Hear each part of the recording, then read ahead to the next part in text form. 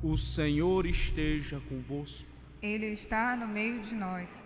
Proclamação do Evangelho de nosso Senhor Jesus Cristo segundo São Mateus. Glória a vós, Senhor. Naquele tempo, Pedro aproximou-se de Jesus e perguntou: Senhor, quantas vezes devo perdoar a meu irmão se pecar contra mim? Até 7 vezes? Jesus respondeu: Não te digo até 7 vezes, mas até 70 vezes 7. Porque o reino dos céus é como um rei que resolveu acertar as contas com seus servos. Quando começou o acerto, trouxeram-lhe um que lhe devia uma enorme fortuna. Como o servo não tivesse com que pagar, o Senhor mandou que fosse vendido como escravo, junto com a mulher e os filhos e tudo o que possuía, para que pagasse a dívida. O servo, porém, caiu aos pés do seu senhor e, prostrado, suplicava: Dá-me um prazo e eu te pagarei tudo. Diante disso, o senhor teve compaixão, soltou o servo e perdoou-lhe a dívida.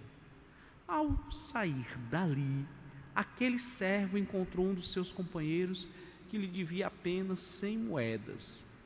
Ele o agarrou e começou a sufocá-lo, dizendo: Paga o que me deves. O companheiro, caindo aos seus pés, suplicava: Dá-me um prazo e eu te pagarei. Mas o servo não quis saber disso. Saiu e mandou jogá-lo na prisão até que pagasse o que devia. Vendo o que havia acontecido, os outros servos ficaram muito tristes. Procuraram o rei e lhe contaram tudo. Então o Senhor mandou chamá-lo e lhe disse: Servo perverso, eu te perdoei toda a tua dívida, porque tu me suplicaste. Não devias tu também ter compaixão do teu companheiro, como eu tive de ti? O Senhor indignou-se e mandou entregar aquele servo aos torturadores até que pagasse toda a sua dívida. É assim que o meu Pai, que está nos céus, fará convosco, se cada um não perdoar de coração seu irmão. Ao terminar estes discursos, Jesus deixou a Galiléia e veio para o território da Judeia, além do Jordão. Palavra da salvação. Glória a vós, Senhor.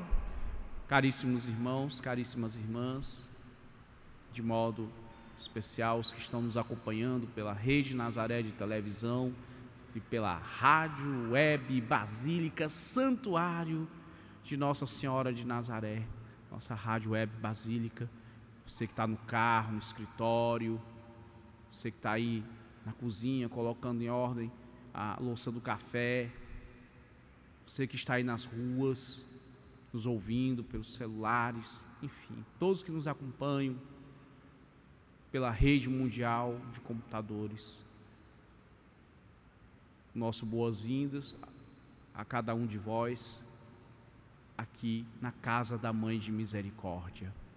Caríssimos irmãos, caríssimas irmãs, esta semana nós estamos acompanhando leituras retiradas, na primeira leitura, trechos retirados do livro do profeta Ezequiel, cujo nome em hebraico significa Deus fortalece, ou se vocês quiserem, Deus dá força, ou o Senhor é o poder, ou o Senhor é a força. Porque os israelitas haviam apostatado. Padre, o que é apostatar? Apostatar significa abandonar a fé.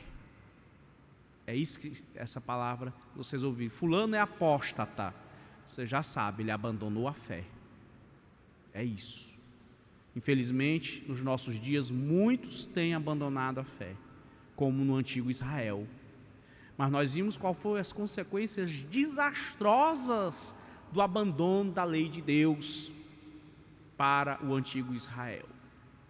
Porque se a fé é a nossa força, e segundo Santa Joana d'Arc, Vocês vindo aqui na Basílica, vocês vão ver aqui à direita do altar-mor, nós temos Santa Joana d'Arc.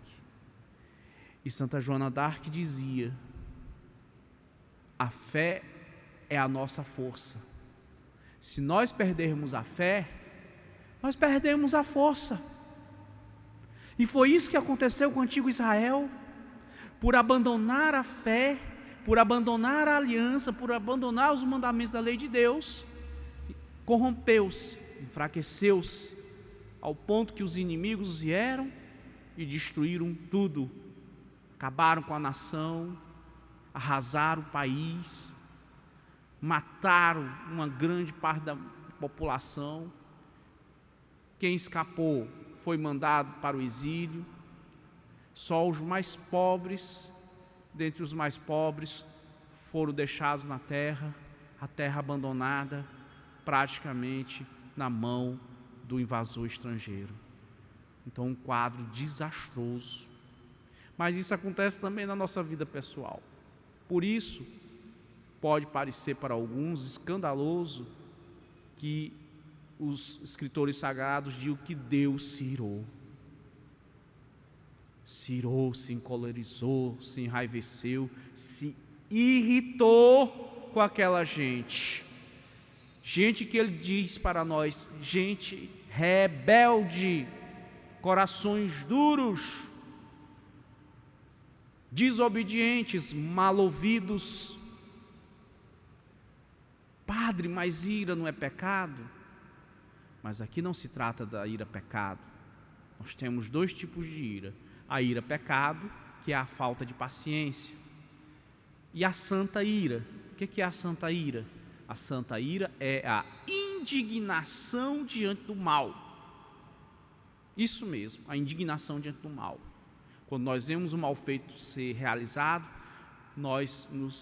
que nos revolta, e nós procuramos, de alguma maneira, coibir aquela ação maldosa. Isso até as crianças fazem. Interessante. Eu tinha 2 sobrinhos que eram gêmeos. Infelizmente, a menina morreu. E eles tinham um primo que era um pouco mais velho, 1 ano, poucos meses de diferença. Então, um dia, o irmãozinho puxou o cabelo da outra. E o priminho veio e puxou o cabelo dele. Como quem dissesse assim: ei, não mexe com a menina não. Então veja, até uma criança de poucos anos, de 2, 3 anos, se indigna diante do mal. Porque é essa a santa ira que nos leva a tomar uma atitude. Que muitos querem confundir misericórdia com leniência, com conivência, com passar a mão na cabeça. Misericórdia não é passar a mão na cabeça. Misericórdia é corrigir os que erram. Aliás, é uma das 14 obras de misericórdia. Corrigir e castigar, se for o caso, aqueles que erram. Não é uma tarefa fácil nem agradável. O próprio Jesus teve que usar do chicote contra os vendilhões lá no templo em Jerusalém. Única passagem em que Jesus usa de violência. Mas por quê? Porque o mal tinha passado todas as medidas. Não dava para suportar, não dava para ficar calado. Até o pecador se indigna contra o pecado.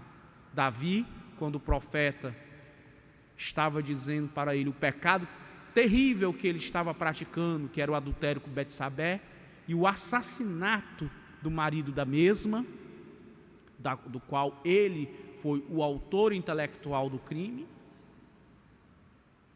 o homicídio que ele cometeu para ficar com a mulher do próximo. Quando a situação é descrita por ele pelo profeta Natã, ele se indigna e diz, ele diz: me diga quem é este bandido que eu vou mandar prendê-lo, vou enquadrá-lo nos rigores da lei. E o profeta revela para Davi: és tu este bandido? E Davi cai em si. De fato, eu mereço a correção do Senhor. E aqui está. Por que Davi encontrou perdão? Porque Davi se arrependeu, Davi aceitou as penitências que lhe foram impostas e procurou sanar as consequências do seu erro. Então a correção visa a salvação do pecador. Por isso que o Senhor permitiu que os israelitas assumissem as consequências do afastamento da lei de Deus para cada indivíduo e para a nação como um todo. Porque eles se afastaram, eles apostataram, eles abandonaram o caminho da vida para buscar o caminho da morte. Mas o Senhor é misericórdia, e a misericórdia supera a justiça. Já diz, porque ainda vive, graças a Deus, o pontífice emérito, o veneradíssimo Bento XVI, que a misericórdia supera a justiça, contudo, não a dispensa. Não pense que a misericórdia dispensa a justiça. E Santo Tomás de Aquino nos ensina que a misericórdia sem justiça leva à ruína. Por sua vez, continua Santo Tomás de Aquino, a justiça sem misericórdia vira crueldade. Então, para que a misericórdia não leve à ruína, porque eu passar a mão na cabeça, muitos pais, não querendo ferir os seus filhos, passam a mão na cabeça. Não, é porque ele é imperativo. Não, é porque ele é muito jovem. Não, é porque ele é filho único, é sozinho. Não por isso, não por aquilo. Isso não é misericórdia, é passar a mão na cabeça. E aí a criança cresce sem limites. Cresce, em vez de virar gente, vira um bicho e, quiçá, muitas vezes, uma verdadeira besta fera. Por isso que a justiça e a misericórdia andam juntas, que a misericórdia não dispensa a justiça. Por outro lado, muitos confundem vingança com justiça. Muitos falam na boca justiça, mas no coração querem vingança, e gera crueldade. Não, tem que prender, tem que matar, tem que jogar na prisão, tem que deixar morrer de fome, tem não sei o que, papapá. Quantas pessoas não devem ter dito isso, e quando pega o jornal o nome é Fulano Júnior. Ah, meu filho! Pois é. Então, cuidado quando você for pedir justiça, para não dizer justiça querendo significar vingança, que a justiça sem misericórdia vira crueldade. Crueldade. E muitos são cruéis sob o disfarce do manto da justiça, viu? Mas Deus sabe tudo.